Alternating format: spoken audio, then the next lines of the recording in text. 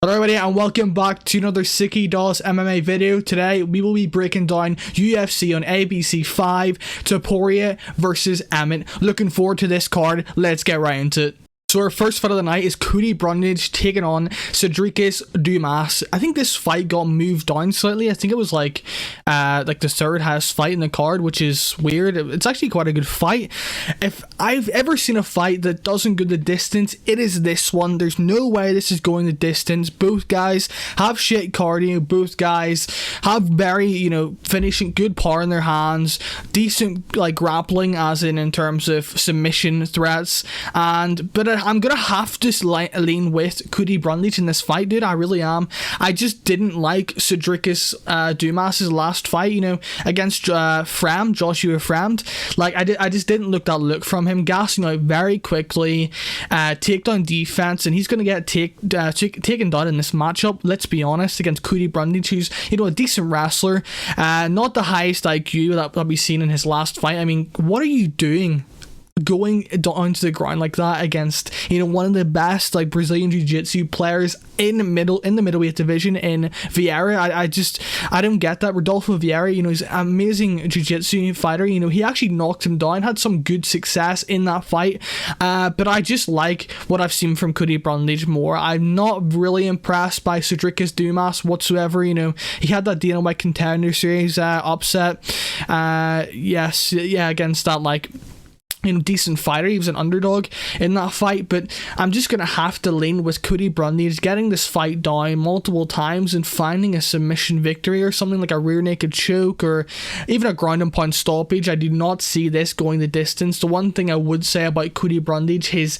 defense is absolutely dog shit, so this could give you the runny bum. I'm not gonna lie. If you're on Brundage, I'm probably going to be -125, I'm gonna try and hop on that line after I record this video. Let's get on to our next fight. Brundage by second round submission. I'll go with.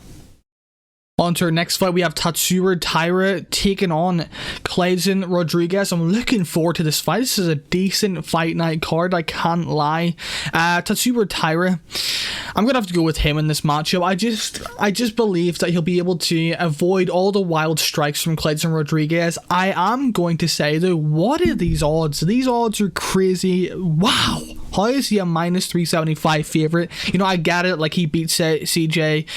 He lost to CJ Vergara. He beat CJ Vergara. So, there's obviously going to be bias in that MMA math type thing. But, I do feel like Taira will be able to get this to the ground eventually from Tafa Rodrigues. Possibly, doing something wild like spinning back kicks, spinning wheel kicks, flying knees, and I just feel like Taira is going to be able to stay patient on the outside, and we've seen him on the feet. He's pretty good on the feet, but I would say his wrestling isn't the best, but when he gets it to the mat, he's high level in the flyweight division. So give me Taira by end of the second round submission. If you're going to play a bet, I wouldn't mind playing the over 1.5 in this fight. I really do believe that Tafa Rodrigues, if it gets to the mat, he'll be able to stay safe for a while, but I don't see him being able to stay safe for a long time down there with Taira if it gets there. But I just don't understand the -375 line, because I do feel like this fight is definitely going to be closer until Taira, in my opinion, finds that stoppage. So yeah, give me Taira by submission, end of the second round. On to our next fight, we have Emmers taking on Jack Jenkins. This line, I just checked to make sure I wasn't tripping, and yes, unfortunately, this line is not available anymore. I mean, I wish I hopped on that. +145, you already know I'm going with in this matchup, just by how I'm reacting at that kind of price on Emmers. I'm gonna go with Emmers. I have to, man. I'm not impressed by Jack Jenkins. I mean, he looked okay in his last fight. Don Sheenis isn't the best type of UFC caliber guy. We saw him against Sadiq Yusuf, got completely destroyed. He looked washed in that fight. He just got destroyed in that fight. So I'm going to have to go with Jamal Emmers to, he does have good takedown defense. He had a close fight with Giga Chikadze, and, he almost beat Pat Sabatini, but he had a bad IQ moment, unfortunately, against Pat Sabatini, where he rocked him, went to the ground, and got submitted. So I can't really hold that against him. It's just one of those kind of things that happen in MMA, I guess. But I'm just way more impressed with Jamal Emmers, against that Ashkabov guy. 23-0 prospect. I had a bet in Ashkabov, and he just completely schooled my bet, completely 30-27, I'm pretty sure, on all three judges' scorecards. I'm just way more impressed from the guys that Jamal Emmers has fought. I think that he's got a way better experience. He's got the reach advantage, 6 inches of reach, height advantage. There's so many factors that play into Jamal Emmers' favor, in my opinion: experience, reach, height, and just kind of overall skills. I mean, Jack Jenkins does have amazing leg kicks. He'll like to wrestle, but I just don't see the wrestling being effective on Jamal Emmers. And even if he gets him down, I don't see him holding him down. We saw, like I said, Don Shainis getting out of the weird, tricky positions and, finding success on Jack Jenkins in the wrestling exchanges. I know Don Shainis is primarily, a wrestler, but, I feel like Jamal Emmers is a way, way, way better fighter than Don Shainis. So yeah, I'm going to have to go with Jamal Emmers by decision. Jack Jenkins is a tough guy, so he'll be really hard to finish. So yeah, give me Jamal Emmers by decision. Can't believe he was a plus 145 underdog, but he's a minus 175 now. So I missed that line, unfortunately.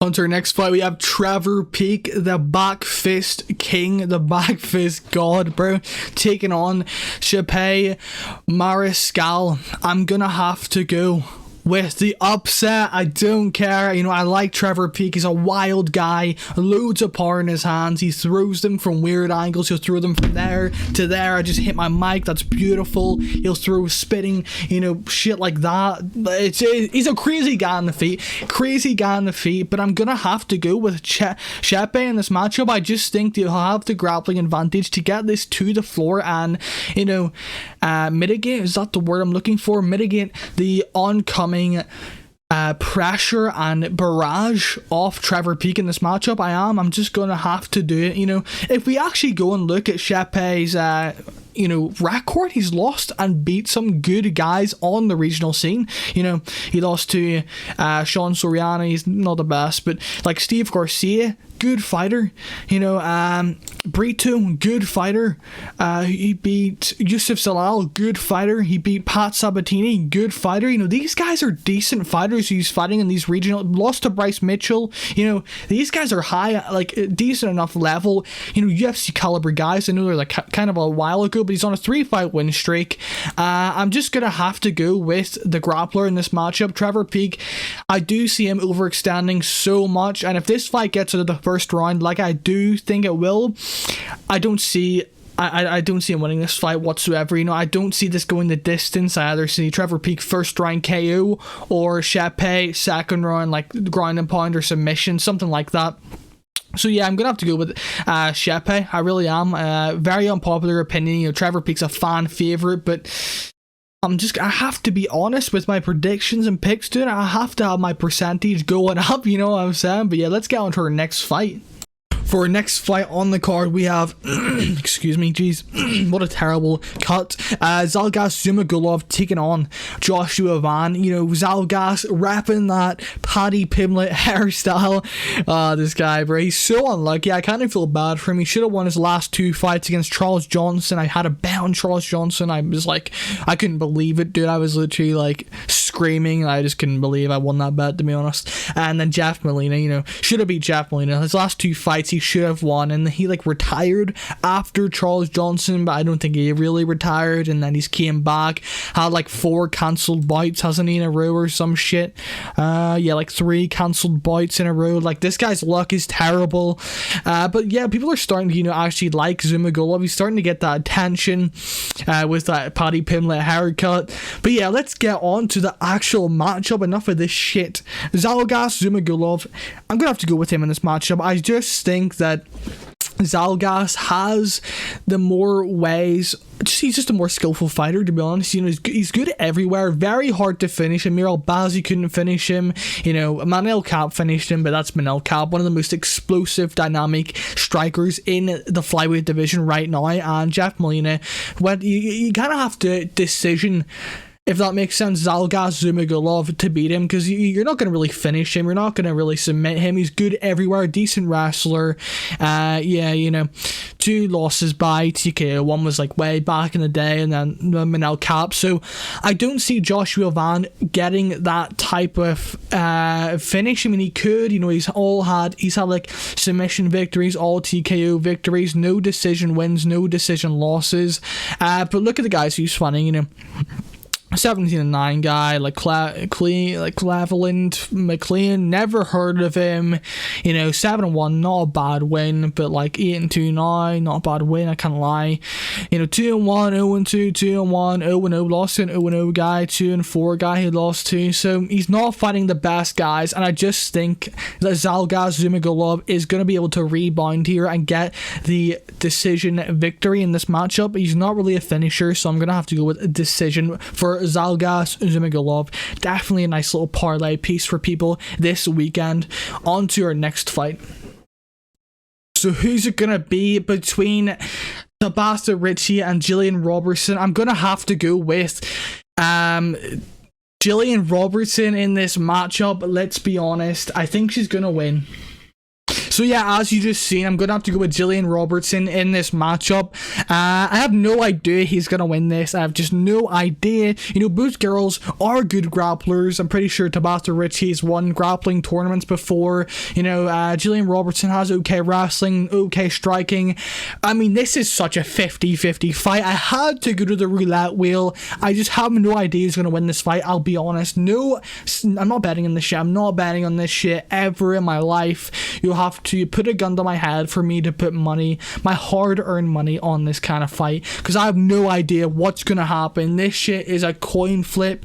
So yeah, give me Gillian Robertson to win by decision. I think she'll, I don't know, get it to the ground, land some good shots. I don't think she'll finish Tafa Ricci on the ground. You know, Gillian Robertson is a quite a high-level grappler. She submitted Rose Namajunas in a grappling tournament, so yeah, I do think Gillian Robertson, you know, will win this fight, and she does seem to improve more or less every single training camp. You know, 12-7, not the best record, but she's fought some decent women, and she's dropping down in weight class, isn't she, to 115? I mean, she fought 115 in her last fight, but you know what I mean. She's going to be bigger than Tafa Ricci. She'll have a reach advantage. She'll have a height advantage. You know, she'll just be an overall bigger girl in these grappling exchanges that I think will impact this fight. So yeah, give me Gillian Robertson by decision. No idea. For our next fight in the card, we have Mateusz Rebecki taking on Loic Radzhabov. I was kind of impressed by Loic Radzhabov in his last fight. I mean, I picked him to win against, who was it? Oh yeah, Ribovich. I picked him to win against Ribovich because he's a very durable guy. If you look at his record, he's only been KO. I don't think he's never lost by TKO. Yeah, he's never lost, never been finished in his whole career. But I'm going to have to lean with Mateusz Rebecki in this matchup. I just think he'll be able to land the bigger shots. I don't think he's going to be able to get taken down by Loic Radzhabov in this matchup. So yeah, I'm going to have to go with Mateusz Rebecki to land his big hooks. He always like that. He loves that left hook. You know, watch the regional tape on this guy, and he loves to start his combinations off with that left hook. Goes to the body well. You know, he didn't have the best performance against Fiore, right? Nick Fiore, yeah, he didn't have the best performance against Nick Fiore. Kind of slowed down, but I think he was kind of trying to get him out of there almost immediately, because he was like I think he was a minus 800 favorite, if I'm not mistaken. So yeah, give me Mateusz Rebecki.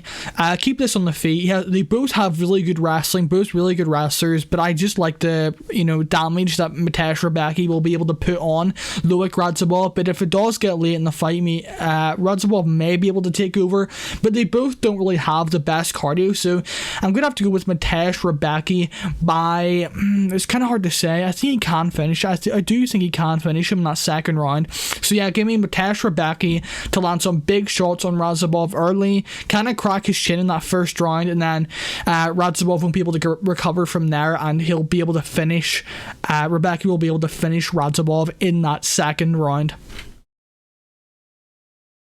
Moving on to our next fight, we have Randy Brown taking on Wellington Turman. Both guys coming off a loss. Randy Brown coming off a loss to Jack Della Maddalena 4 months ago, and Wellington Turman coming off a loss against Andrei Petrosky.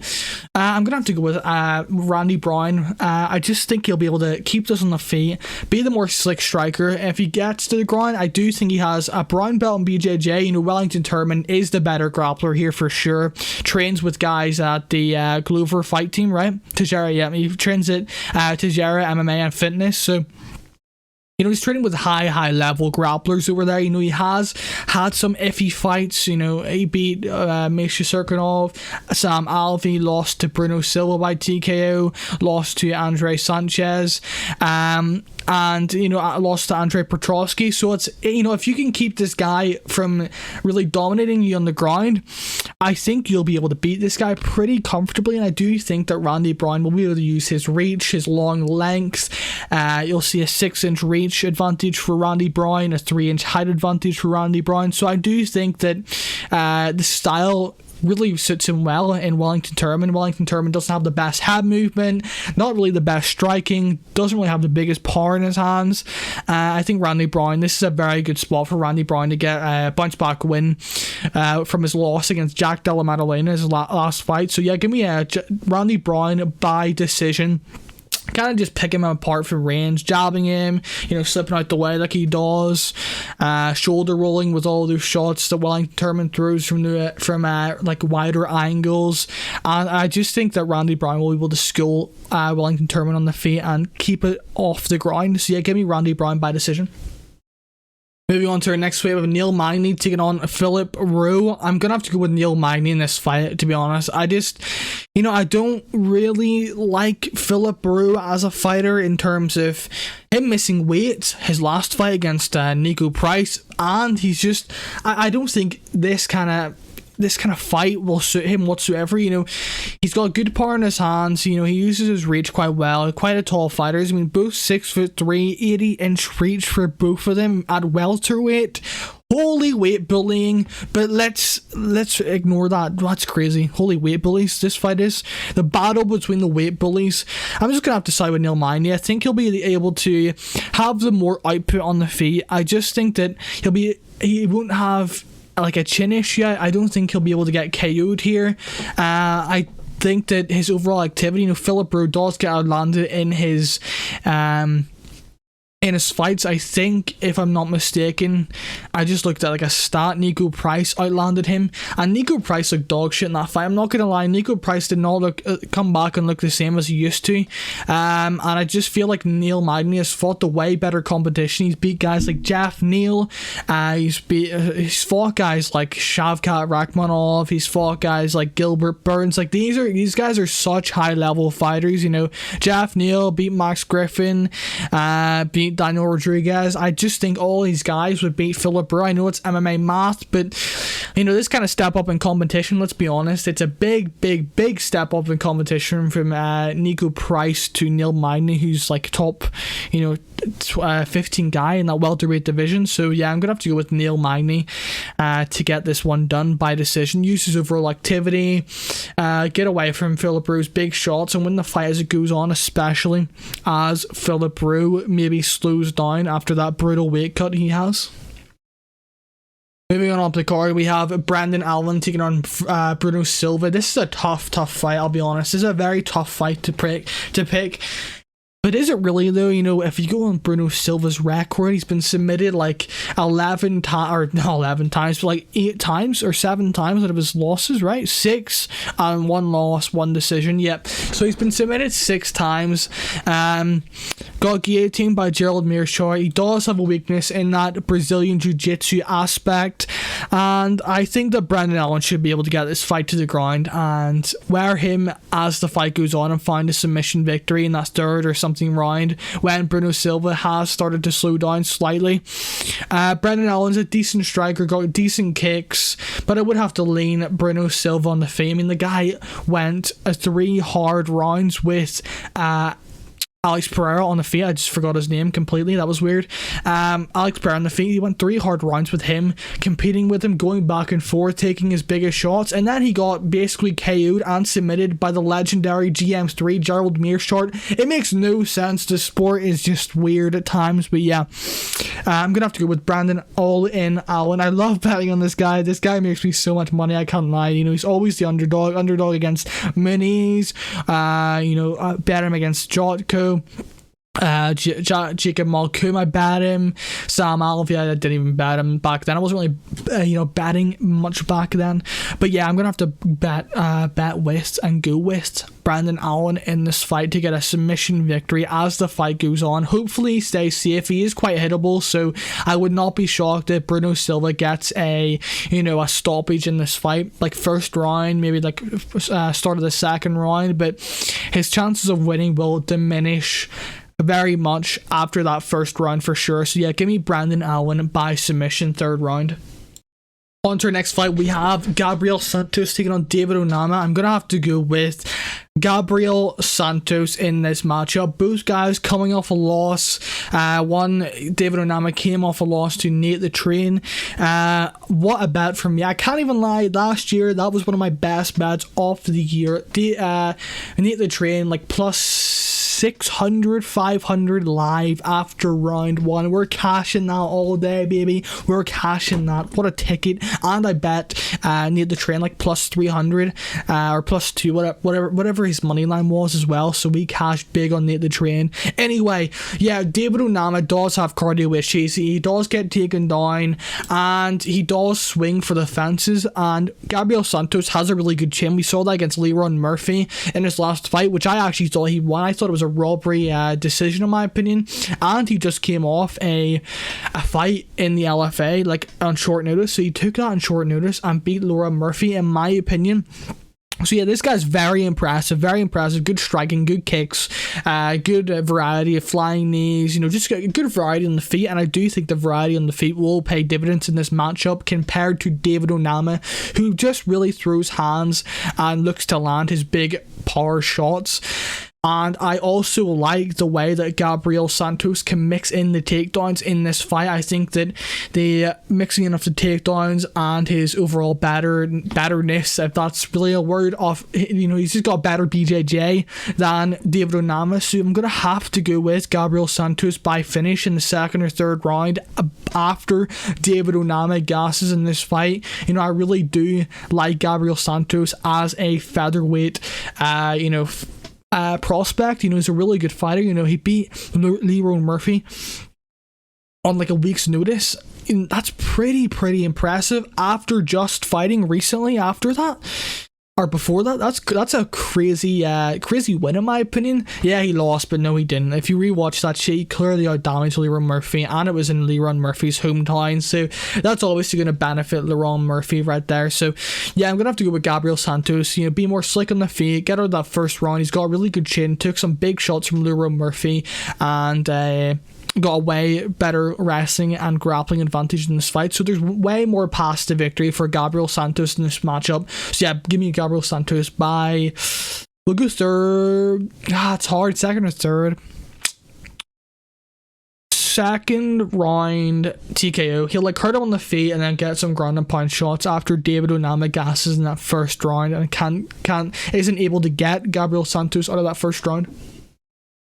Moving on to this fight, I mean, the tape for this wasn't long, put it that way. Justin Tafa, he's a guy that will brawl. He'll have can I talk, please? He has a decent chin, durable, has good leg kicks, but Austin, whatever his name is, Austin Lane. He does have some wild strikes for a heavyweight, flying knees, spinning shit. Both guys are not good at all. Both guys are pretty shit at fighting. Austin Lane will have a big size advantage in this fight in terms of height and reach. 6-inch reach advantage, 6-inch height advantage. So, he will have that athletic advantage, I guess, physical advantage. But I'm gonna have to go with Justin Tafa to land a big shot in Austin Lane. Austin Lane does like to sometimes mix in the wrestling, but I don't really see that being too successful against Tafa in this matchup. I won't be betting this fight whatsoever. I won't be touching this fight with a 100-foot pole. I'll be on the other side of the world if I had to bet this shit, because there's no way I'm betting this. So yeah, give me a Justin Tafa by a first round big KO. He's looked decent in his last 2 fights. He beat Parker Porter, beat Harry Hunsucker. I mean, not the best wins, but I guess they will do UFC guys, I guess. So I'm gonna have to go with Justin Tafa to win by a first round KO after they start brawling, going back and forth. But I just see Justin Tafa being too durable for Austin Lane, and Austin Lane getting clipped on the chin by Justin Tafa. Moving on to our next fight, we have Macy Barber taking on Amanda Ribas. I'm gonna have to go Amanda Ribas, I'll be honest. I think she'll be able to outpoint her at range. She will be able to win the grappling exchanges pretty easily. Macy Barber has been out-grappled a few times in her fights. She got out-grappled by Andrea Lee. She's been grappled by many other girls. I'm pretty sure she got grappled in the Miranda Maverick fight that she should never have won ever. In that was a joke of a decision, one of the worst decisions I've ever seen. I just can't believe she won that fight. But yeah, I'm going to have to go with Amanda Ribas to outpoint her range. I like her straight punches. Macy Barber is not very good at fighting whatsoever. Both of them aren't the best at fighting, but I think that Amanda Ribas has way more paths to victory by decision, by submission. I don't see Macy Barber, KOing Amanda Ribas whatsoever. Both of these gals don't really have the biggest power in their hands, so I'm going to have to go with the overall more technical woman in this fight. Amanda Ribas got good straight punches. Not the bit wide, the biggest variety in the feet, but I kind of just like her overall MMA game compared to Macy Barber. She can get the takedowns. Her wrestling isn't the best to get the takedowns, but if she gets it to the ground, Macy Barber is going to be in a world of trouble. She's beat decent girls. Viviana Ruggiero, not a bad female whatsoever. Verna Jandaroba, who looked really good in her last performance against Marina Rodriguez. So she's fighting really good women. Caitlin Chikagan, she almost beat her. So I'm gonna have to go with Amanda Ribas in this fight. I think it's a no-brainer for me. I really want to bet this fight, but they're women, so they're women, and it's Macy Barber. So if it goes to decision, I could get robbed. I don't know. I'm gonna have to think about it. I'm gonna have to sit in a lonely, empty room with my thoughts and plan it out in my head. But yeah, I'm going to have to go with Amanda Ribas, and I'm quite confident she wins. I'm quite confident. Minus 175, I think she's still around that price. So I kind of agree with those odds. For sure. Moving on to the main event of the evening, Josh Emmett taking on Ilia Topuria. Wow, 92-8, that's kind of crazy. Josh Emmett versus Ilia Topuria. I'm going to have to go with Ilia Topuria in this matchup. I just feel like, the way Ilia Topuria, he lands multiple combinations, and Josh Emmett is a guy that will land. He'll throw one and back up. He was getting landed by Michael Johnson, and he's kind of a guy that relies on those big moments. I know Ilia Topuria also has massive moments, but he likes to put combinations together, go to the body, go to the head, like a 3-4 punch combination, as we've seen in the Damon Jackson fight and other fights. He's just absolutely just destroyed people with his combinations, the Jai Herbert fight. He set it up with a really nice combination to the body and then landed that big shot to the head to put Jai Herbert out cold. So I just think that Ilia Topuria has the better boxing. Really, that's what it comes down to in this fight for me. I think Ilia Topuria has the crispier, the tighter guard, the better defense than Josh Emmett. Josh Emmett is susceptible to getting hit to the body, and I could see Ilia Topuria getting punches off to the body. You know, Josh Emmett's weight cut is not becoming any easier. He's 38 years of age,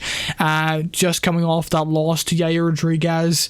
I do think the odds are quite disrespectful. Plus 250 for Josh Emmett, minus 335 for Ilia Topuria. But you know, I do think Ilia Topuria wins. I would probably lay it minus 200, I'd say, for Ilia Topuria, like something like that. Like plus 170, something like that for Josh Emmett. So yeah, I'm gonna have to go with Ilia Topuria in this matchup. I think that he'll be able to get off the crispier combinations, land more, but I could see him getting cracked by a massive Josh Emmett overhand. It's always possible with Josh Emmett, but the thing with Josh Emmett though, like, you know, he didn't beat Calvin Kattar. He did not beat Calvin Kattar. He lost to Taira Rodrigues pretty easily. You know, he did have some success, kind of rocked Taira Rodrigues, and I got submitted. I no bullshit, I had a weird image that Taira Rodrigues was going to find a submission in that fight. That was so weird, and I just didn't bet it for no reason. Dan Ige beat Dan Ige, that's a good win. But I mean, he kind of like didn't win that in my opinion. I thought Dan Ige won that. Beat Shane Burgos, and then Mirsad Bektic, he beat him, and then almost was losing to Michael. Oh my gosh, I've just had a brain fart. Wow. No. Michael Johnson. Jesus Christ. Yeah, Michael Johnson. What the hell? But yeah, I don't think, you know, Josh Emmett is elite, and I do think Ilia Topuria does have elite potential. Only 26 years of age. He's going to be making improvements every single, you know, training camp. Going to be getting better. Took some time off to re-hone his skills, refine some of his tools in his kit toolbox. So yeah, I'm going to have to go with Ilia Topuria by a third round stoppage in this matchup. I just think that going to the body, investing the body early, is going to damage Josh Emmett's cardio, and I do think he'll be able to find that finish in that third round. But I would not be surprised whatsoever if Josh Emmett found the finish in this matchup by like a brutal right overhand KO. You know, but I just, like I said, I'd like the Ilia Topuria combinations, the 1 2 3 4s, the 2 3 4s, you know, body shots. He's really nice boxing combinations. Yeah, give me Ilia Topuria. And if it hits the ground, Ilia Topuria is a really good BJJ fighter. I'm pretty sure he's got more submission victories than he has TKOs. So yes, he does. 8 submissions to 4 KO/TKO, so and 1 decision victory. So yeah, I'm gonna have to go with Ilia Topuria by TKO. You know, if it does get to the ground, he can submit Josh Emmett for sure. But yeah, give me Ilia Topuria by TKO.